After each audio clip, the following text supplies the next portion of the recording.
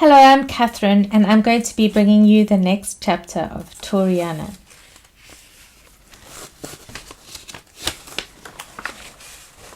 Chapter 22, Ukuthwala. John 15:16. I chose you and appointed you, Jesus said. You did not choose me, but I chose you and appointed you that you may go and bear fruit, and that your fruit should remain. After many hours of flying, I couldn't believe my ears when the captain said, "Please fasten your seatbelts. We are starting our descent to OR Tambo Airport." My heart was racing, not from nerves that we were landing, but that I was finally going to be able to run into Robert's arms. I was in love, and I don't ever remember collecting my bags.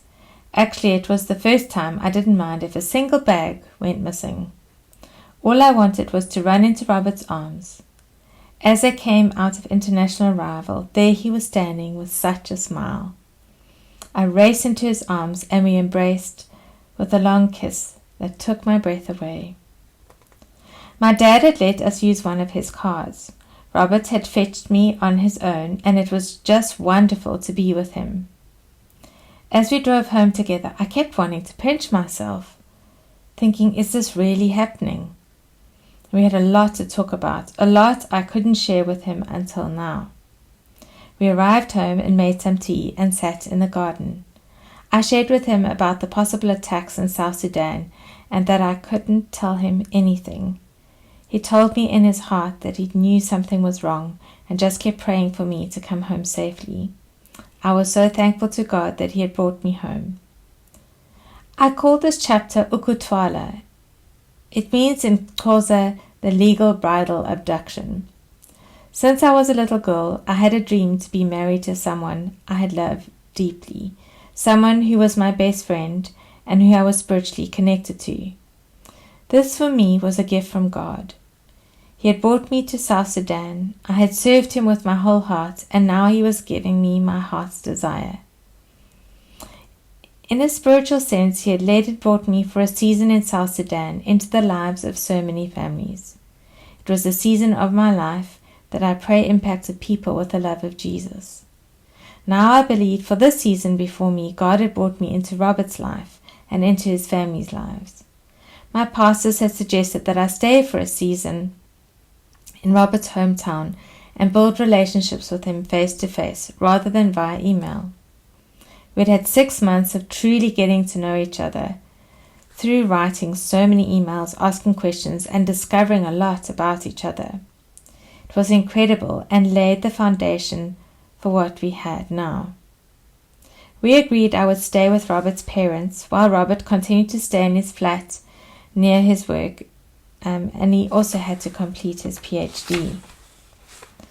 I had a season now to rest, to reflect, and to take the time to get to know Robert and his family. I had had malaria 8 times and various other tropical sicknesses in my time on the mission field, and now I could rest, heal, and recover. I was in a room overlooking the sea where I could read, journal, and sleep. It was a magical time of healing and also a fun time. My family is very serious.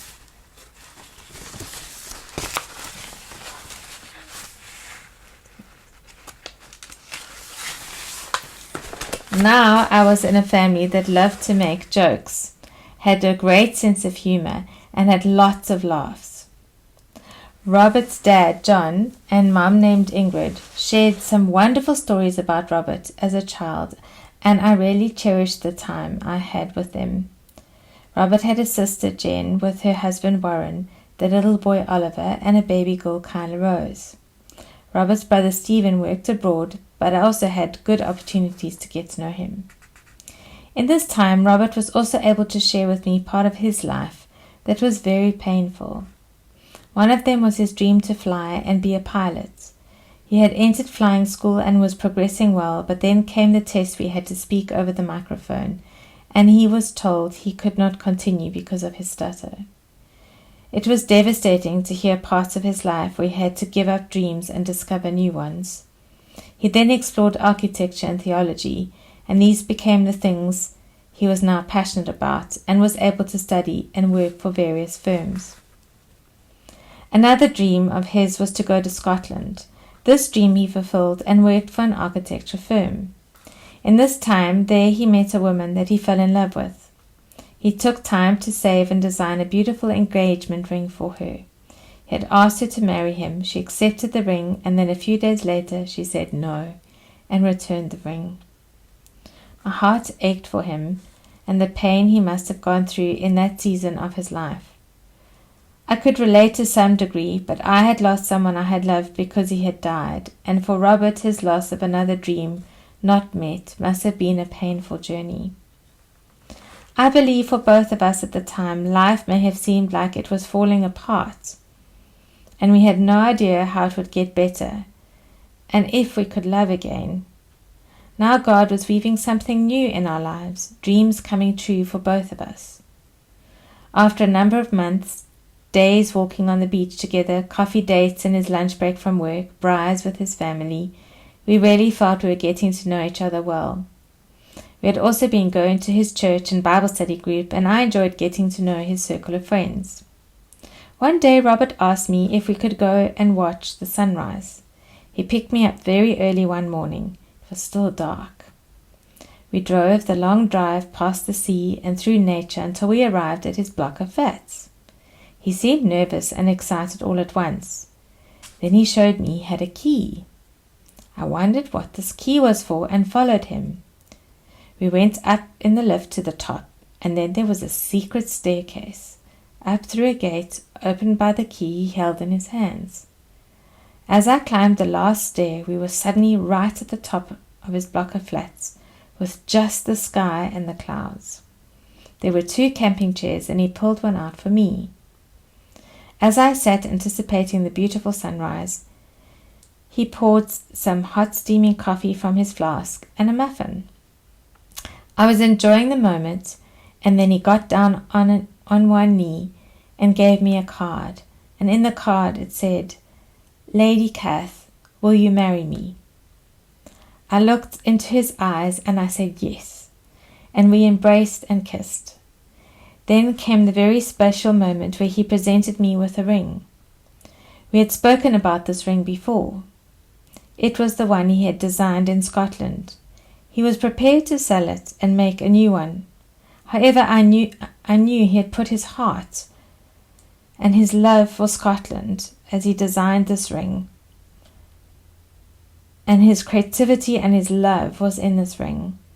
I told him that I was more than happy to accept this ring of love that someone else had rejected. He had decided to take the ring and improve it, and spend time getting beautiful little diamonds embedded on the one arch of the ring, with a stunning dark blue sapphire in the middle. As he slid the ring on my finger, I looked at it and I absolutely loved it. I timed it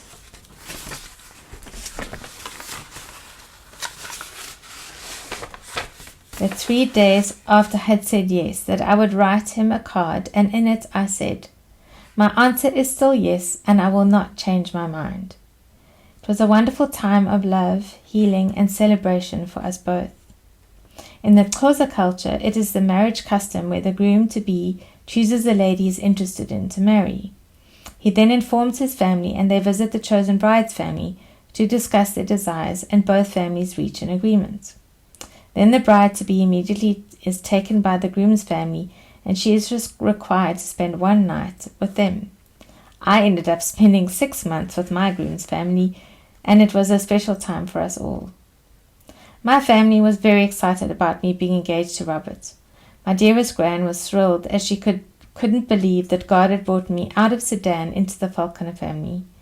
It is such a small world, but she knew and had played tennis and bridge with Robert's uncle and aunt for years in Fisher. Our family had Irish and Scottish heritage. My maiden name was Fitzpatrick, as had Robert's family, the Falconer family. For my Gran, this marriage was a miracle, and she was delighted. She helped me find a beautiful old missionary church for our wedding venue in Rondebosch, and Rhodes Memorial Tea Garden as our reception venue. It was significant as it was designed by one of Robert's favorite architects, Sir Herbert Baker. The most magical part for my dad and I was getting a wedding dress designed. My dad had been part of the journey, helped me find and choose my matric dance dress, and now he was part of the magic of my wedding dress. In my previous preparation time of finding a wedding dress, I had tried to find the cheapest, modest one before flying to Germany. I never ended up wearing that dress, as I had only a civil wedding where I had worn a red dress. I had let go of that dress, and now my dad was excited and wanted me to enjoy the moment of becoming a bride.